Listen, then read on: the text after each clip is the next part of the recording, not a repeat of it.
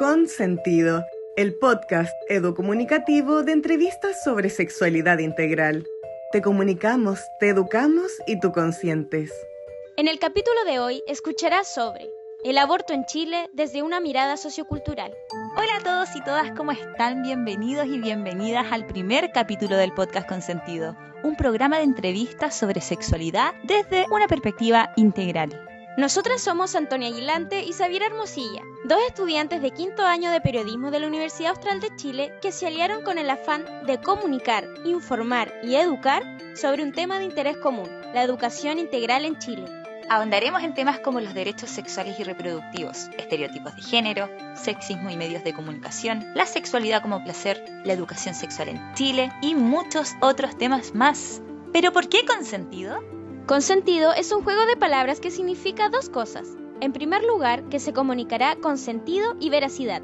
Guiaremos la conversación en un diálogo con sustento y no al hablar por hablar, pues toda la información que encontrarás aquí será emitida por especialistas y profesionales en el tema, que desde una mirada crítica responderán a interrogantes relacionadas a la sexualidad humana. En segundo lugar, hace alusión a la palabra consentido, o sea, el consentimiento sexual que corresponde a la aceptación, ya sea verbal o no verbal, dada libremente por el sentimiento o la voluntad de participar en una actividad sexual. Por ello, planteamos que emitir una educación sexual integral es ofrecerle a nuestras y nuestros oyentes una fuente de información que los guíe en la toma de decisiones basadas en la autodeterminación sexual, respetando las decisiones propias y las del otro, de manera libre, autónoma y segura. En este episodio abordaremos el aborto en Chile desde una perspectiva social, cultural y emocional. Discutiremos sobre lo que implica para las mujeres en Chile tomar la decisión de interrumpir un embarazo no deseado y cómo se está llevando a cabo el aborto por 3 causales. También hablaremos sobre la violencia ginecobstétrica y el debate político que existe en torno a la legalización del aborto. Para dialogar sobre ello, conversamos con Karina Sepúlveda, antropóloga, integrante de Madre Nativa, vocera regional del Monitoreo Social de la Mesa de Acción por el Aborto en Chile y creadora del podcast No Estás Loca. En este aborda los ciclos vitales de las mujeres desde una reflexión feminista como también educativa.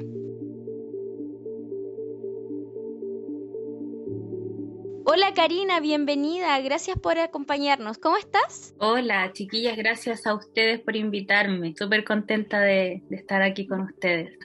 Karina, como primer tema abordaremos el aborto a partir de la historia y la sociedad. Sabemos que el aborto es tan antiguo como la humanidad misma y que se ha practicado en distintas sociedades.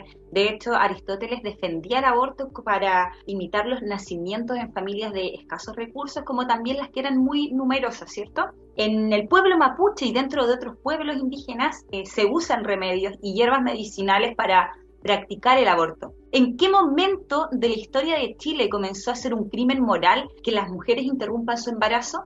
¿En qué momento específico? Eso es como un poco difícil de determinar si es que no hemos hecho algún seguimiento, ¿no? Porque como bien tú dices, los pueblos más antiguos, los pueblos originarios, tienen sus propias formas de acompañar estos procesos naturales. O sea, el aborto es un proceso natural. Las mujeres abortamos y a veces no sabemos que hemos abortado, ¿no? Hay abortos espontáneos, o sea, por ejemplo, puede haber un desprendimiento de embrión, que un embrión que no logró implantarse en el útero y ese embrión que no logró sujetarse en ese útero se desprende y cae junto con la menstruación o ese sangrado que a veces una pueda tener con algún tipo de dolor, por ejemplo, puede ser un aborto espontáneo. Otras veces viene con la menstruación y no nos damos ni cuenta. Ahora, ¿en qué momento esto se vuelve como un castigo? Eso tiene que ver con la apropiación de los cuerpos de las mujeres, ¿no? Por eso les digo, es como difícil determinar un punto en el que eso se cambió, se transformó. Más bien es un proceso histórico en el que el cuerpo de las mujeres comenzó a ser adiestrado, sometido, utilizado, colonizado, ¿no? Incluso todo esto puede venir desde las mismas colonizaciones que hemos sufrido en Latinoamérica, ¿no? Que esto en Latinoamérica empezara a volverse algo para criminalizar. Yo diría que tiene que ver con eso, con la apropiación del cuerpo de una mujer y de darle un fin último que es la procreación, ¿no? Como determinar ese fin último de la mujer como un rol esencial o natural, entre comillas, ¿no? Entonces, cuando la mujer no acepta ese rol, es como está llevando un discurso y una práctica, una conducta contraria a la sociedad, lo que la sociedad espera de ella. Entonces, ¿qué significa eso cada vez que uno, ¿no? Como ser humano, como ser social, hace algo que va en contra de la norma de la sociedad? Empieza a ser castigado. ¿Te fijas, no? No sé, delinquir, ¿verdad? Es algo que está contra la norma, por lo tanto es castigado, ¿no? En este caso, hacer algo contra lo que se considera normal o el rol de la mujer en sociedad, entonces empieza a ser castigado. Históricamente también el aborto clandestino significa poner en riesgo la salud y la vida de la mujer. Y hoy en día esta situación no ha cambiado mucho. En los países como Chile, por ejemplo, en que el aborto es penado por ley, las mujeres que abortan de manera clandestina sufren las consecuencias, por ejemplo, de tener hemorragias, infecciones, incluso la muerte. Según Médicos Sin Fronteras, el aborto no seguro es uno de los 5 principales causas de mortalidad materna, pero que sin embargo es la única de las 5 que es casi totalmente prevenible si se realiza de manera segura en recintos hospitalarios. Karina, si esto es un hecho, ¿por qué la despenalización del aborto ha encontrado tantas trabas en el proceso legislativo? ¿Y por qué en vez de discutir el aborto como una cuestión que es médica y de salud pública, se ha debatido desde las posturas políticas y las posturas ideológicas? El Estado no está garantizando una protección a un derecho fundamental, ¿no? Que es la salud, la protección de tu vida. Cuando una mujer o una persona, ¿no? que gesta necesita abortar, pero carga, ¿no? Con todo este aspecto más social de las dificultades, de la criminalización, de la vergüenza, digamos como de todos estos aspectos con los que carga una mujer que le impide asistir a un centro de salud.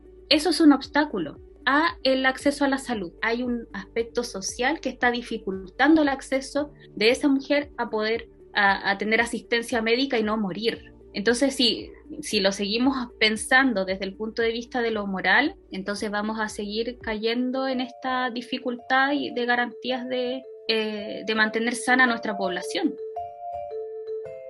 En este momento, nuestra invitada nos recomendará una fuente de inspiración que reforzará lo que hemos aprendido. Busqué este libro, no sé si ustedes lo conocen, pero es el Manual Introductorio a la Ginecología Natural, así se llama. Este es un libro de Pabla Pérez San Martín, una chilena que muy seca ella, porque ella se ha dedicado a ir investigando estos procesos que yo les digo que son naturales. O sea, abortar es tan natural y fisiológico como parir, como menstruar. Entonces ella ha hecho esta recopilación desde los saberes antiguos, desde saberes de abuelas, desde diferentes partes de Latinoamérica. Hace esta compilación, que de hecho la que yo le estoy mostrando, la que tengo acá, es la penúltima edición, tiene una edición nueva. Pero en este manual introductorio a la ginecología natural, lo que ella hace es decirnos que este cuerpo tan desconocido para nosotras, tenemos que empezar a conocerlo y empezar a descolonizarlo, ¿no? ¿Qué quiere decir esto? Que le saquemos todas estas cargas culturales que nos hacen dejar que la sociedad o que la biomedicina haga lo que quiera con este cuerpo, ¿no? Este cuerpo es nuestro y que nosotros tenemos muchos saberes en torno a él, que sabemos cómo sanarnos, que sabemos cómo cuidarnos. Entonces hay que ir a rescatar ese conocimiento. Con tu tremenda recomendación nos vamos al siguiente tema, que es el aborto por 3 causales y cómo se ha llevado a cabo hoy en día. Sabemos que la ley 21.030, que fue promulgada el 2017, que modifica el Código Penal y el Código Sanitario para garantizar el acceso a la interrupción del embarazo en 3 causales, que es cuando la vida de la mujer se encuentra en riesgo, cuando el feto no tiene la posibilidad de sobrevivir fuera del útero, o cuando el embarazo es producto de una violación. Esta ley pretende y busca ampliar el acceso a la salud de la mujer, ya que tiene que ser llevada a cabo por un profesional de la salud de manera gratuita en los distintos recintos públicos de salud. Además, se contempla en este servicio un acompañamiento biopsicosocial, con lo que en teoría se facilita a la mujer la toma de la decisión sobre si seguir o no con el embarazo. También la ley en teoría permite presentar objeción de conciencia tanto de forma institucional como personal. Actualmente, Karina, en los recintos hospitalarios de Chile, tanto públicos como privados, el aborto por estas 3 causales se está llevando a cabo de manera plena. No, por supuesto que no. Como cualquier ley, siempre demora un tiempo en hacerse efectivo.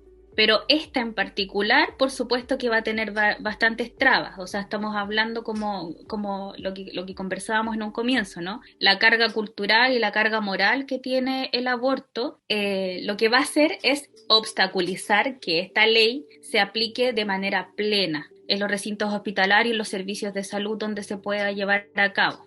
Y bueno, y también es porque esta ley tiene un factor importante, y es que le da autonomía a la mujer para decidir si es que quiere o no proceder a un aborto, ¿no? En cualquiera de las 3 causales, la mujer puede elegir continuar con su embarazo, independiente del resultado, por ejemplo, en la primera o la segunda causal. No hay una imposición de que se proceda al aborto o no.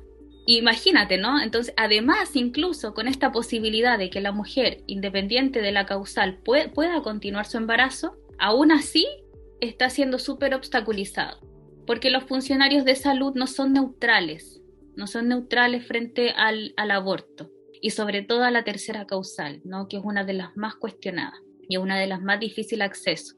Así es que sí, bueno, y sobre todo además, ¿no? Que estamos en un gobierno que no promueve, por supuesto, ninguna ley que permita la autonomía de la mujer, entonces aún más obstaculizante es, y que además permitió que se generara esta objeción de conciencia. Pero desde el derecho institucional se entiende que esta objeción de conciencia está como muy mal aplicada en Chile, Claro. porque le podría permitir a los médicos abstenerse, ¿verdad?, por alguna situación en particular, pero resulta que en Chile parece que es el único país en Latinoamérica que permite que un centro completo sea objetor de conciencia, ¿no? Entonces, si estamos hablando de como que el gobierno nos está mostrando que no nos va a permitir esta autonomía a la que hace alusión la ley. Y justamente de eso te quería preguntar, ¿qué es lo que está sucediendo con la objeción de conciencia en el país? O sea, ¿se está limitando a las mujeres que desean realizarse un aborto dentro de estas 3 causales? Sí, claro, o sea, con el solo hecho de que existan objetores de conciencia y que los profesionales de la salud no cumplan, en el fondo, con el deber de cuidar la salud de las personas, porque en el fondo eso es. Entonces ya hay dificultades.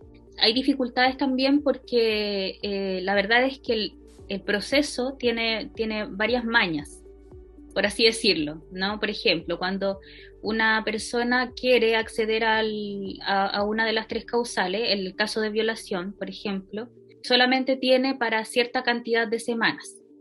Entonces, ¿qué sucede cuando la persona va a ingresar, llega, ¿verdad? Y dice, mira, yo quiero abortar en la tercera causal. La van a hacer pasar, va a ir a la sala ginecológica, le van a hacer una ecografía intravaginal y el médico le va a decir, va a calcular cuántas semanas efectivamente tiene. Lo que está pasando hoy día es que, dependiendo del médico, lamentablemente, van a ser un máximo o un aproximado de semanas que a muchas mujeres las ha sacado de la posibilidad de abortar, porque su aproximado va a ser entre 10 días de margen de error.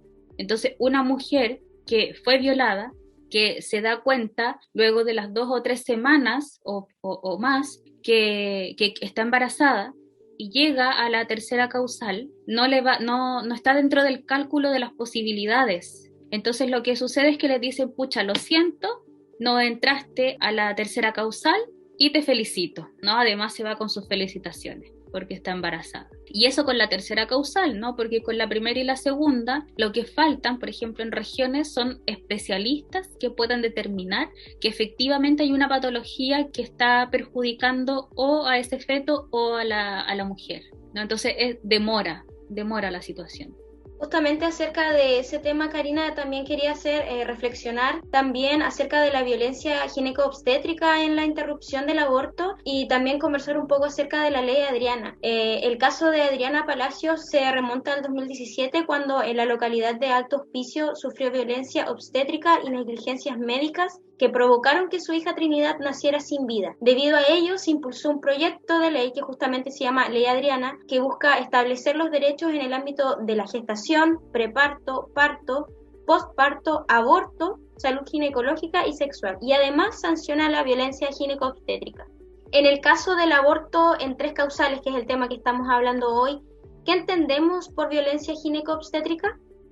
Mira, la categoría de violencia gineco-obstétrica, para poder identificarla en el proceso de aborto en 3 causales sería, porque el aborto en 3 causales son los que legalmente ingresan a un proceso de aborto en el hospital, porque otros abortos ingresan como abortos espontáneos, por ejemplo, o abortos, digamos, que han tenido dificultades, ¿no? que se han hecho en casa y que han tenido dificultades. Entonces, hay diferentes ingresos, ¿verdad?, al proceso. La violencia gineco-obstétrica como categoría para empezar a visibilizar este tipo de violencia en el aborto, todavía está nuevita, pero lo que ya hemos podido identificar es, en primer lugar, ¿no?, la violencia gineco-obstétrica habla de violencia física y violencia verbal, violencia psicológica en los establecimientos de salud. En el caso de violencia verbal y psicológica es totalmente atingente a esos comentarios malintencionados. Ahora, la violencia física propiamente tal tiene que ver, por ejemplo, con la utilización del legrado en vez del AMEU, que es lo que recomienda la ley. La ley recomienda la utilización del AMEU, que es un proceso de limpieza del útero posterior a un aborto, que es mucho más amigable al cuerpo de una mujer que un legrado. Un legrado necesita un proceso un poco más invasivo y un poco más doloroso que un AMEU. ¿La violencia gineco-obstétrica ocurre en los recintos de salud de Chile en donde se realizan abortos, o más bien existe dignidad en el trato, autonomía, privacidad y multiculturalidad?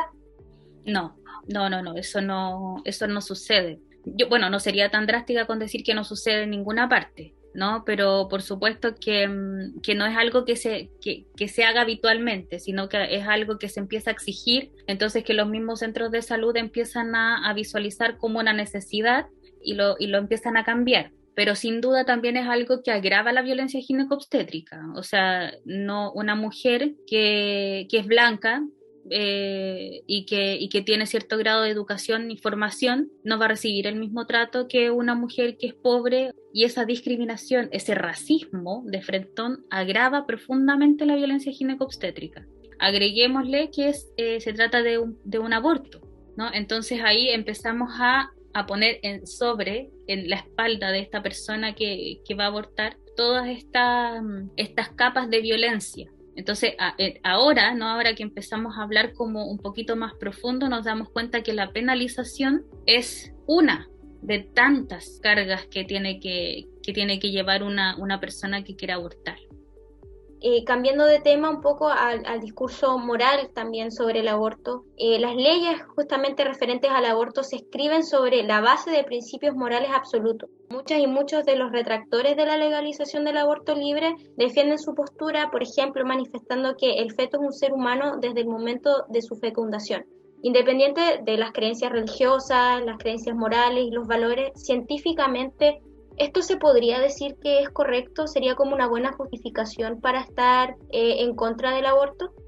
Desde el punto de vista científico es difícil determinar cuándo una célula se convierte en un ser humano. O sea, si nos vamos a hechos históricos, en algún momento se pensó que los negros y que los indígenas no eran humanos, ¿no? Entonces, por supuesto que no es posible quitar la interpretación moral de la ciencia, por más ciencia objetivista y neutral quiera ser. Siempre va a haber una interpretación cultural. Por tanto, científicamente no se puede determinar, por esta no neutralidad que les menciono, es difícil determinar cuándo es ser humano o no. Por supuesto que en este contexto legal Es subjetivo, exactamente. Va a depender de qué es lo que se quiere hacer con ese, ¿no? Qué es lo que se quiere prohibir realmente. Se quiere prohibir que una mujer aborte, se quiere prohibir que una mujer tenga autonomía, o en realidad se quiere proteger esa vida, o la vida de quién, o para qué, ¿no? Como que hay muchas interpretaciones al respecto. Porque así como hay ciencia que te puede decir, ¿no? Ya desde la concepción, esta célula, este embrión se convierte en ser humano y empieza a tener derechos progresivos, otro te puede decir que no, o sea, que este ser humano, o sea, que este embrión, si es que no se ha implantado, no tiene posibilidades de sobrevivir. Karina, ¿debiese ser legal el aborto libre sin necesidad de estas 3 causales que son las permitidas actualmente en Chile? Una mujer que simplemente no quiera continuar con su embarazo, ¿debiese ese ser motivo suficiente para abortar y tener acceso seguro y gratuito a ello, y que este derecho esté consagrado en la legislación chilena? Sí, por supuesto que sí. Así como cualquier prestación de salud, como cualquier garantía, como ser humano, como derecho humano, me tiene que garantizar a mí la posibilidad de yo mantener mi salud. La salud no es solamente biológica, ¿no? La calidad de la salud también tiene que ver con si es que yo puedo acceder a todos los demás servicios y derechos. Karina, cambiando un poco el tema al aborto, pero desde más una perspectiva de género. ¿Existe una represión y un cierto control de la sexualidad de la mujer al poner en debate público el tema del aborto? Claro, sí, tiene que ver con este juego, con el control, ¿no? Como que yo te pongo, yo revelo lo que tú estás haciendo, pero con la intención de que sea la misma sociedad la que te castigue por esta carga moral o social que tiene. Te estás portando mal, ¿no? Como en el fondo. Entonces te pongo en evidencia. No se hace lo mismo con cualquier otro tipo de enfermedades o cualquier otro tipo de prestaciones de salud. Esto no pasa. No es algo muy habitual, a no ser que sea una conducta que se esté cambiando, que esté transformando. Y por supuesto que desde un punto de vista de género, los cuerpos feminizados siempre han sido sometidos históricamente, desde la medicina, desde la sociedad. Karina, las leyes restrictivas referentes al aborto condenan solo a la mujer que aborta y quien la ayuda en este proceso. Si el hombre es partícipe en la gestación del embrión, ¿por qué al hombre no se le condena penalmente? Porque es hombre. Me puse a pensar, por ejemplo, en no sé si ustedes conocen la lucha que lleva la resistencia materna, por ejemplo, que habla de genitores y no progenitores, de estos hombres que claro, que pusieron de su cosecha para tener a estos hijos, pero que luego no se hicieron cargo, ¿no? Como este aborto social que le llaman, este aborto paternal, que nadie juzga, que no hay una crítica social al respecto, no hay criminalización para ellos. Bueno, y ahí es donde se refuerza también la idea de que tiene que ver con ser mujer, ¿no? Como ahí está la criminalización, el no cumplir con tu rol, ¿me entiendes? Con tu rol fundamental, que es el de generar vida, ¿no? Independiente de la participación del hombre, tanto para poner su espermatozoide como para su rol paternal. No está en cuestionamiento. Karina, una última ya pregunta como para finalizar este programa y relacionado un poco con lo que mencionabas ahora. ¿Sería, digamos, adecuado o resultaría como responsable que los hombres formaran parte de la decisión de si el aborto debería ser legal, seguro y gratuito? ¿Los hombres deberían ser parte de este debate? No, me parece que no, pero eso también es una opinión personal. Esto, a mi parecer, tiene que ver con una experiencia personal y corporal. No se puede entender, si es que no se vive. Este patriarcado a uno se le encarna, ¿no? Se le mete en las carnes, en el cuerpo. Entonces es muy difícil que ellos logren dimensionarlo. En ese sentido yo no los incorporaría ni validaría sus puntos de vista. Eso debe ser una decisión mía, es una opinión mía más radical. Perfecto. Karina, te queremos agradecer por el tiempo que te has dado, por las palabras que van a ayudar a muchos y van a reflexionar cada uno de los temas que hemos abordado. solamente agradecerles, que sigamos generando espacios de conversación. La conversación es súper sanadora y nos permite visibilizar un montón de cosas que damos por sentadas o tan súper naturalizadas. Así es que arriba los podcasts. Muchas gracias por informarte en Consentido. Puedes encontrarnos en Instagram y YouTube como Podcast Consentido y también puedes visitar nuestro sitio web www.podcastconsentido.cl. Un abrazo y te esperamos en nuestro próximo capítulo.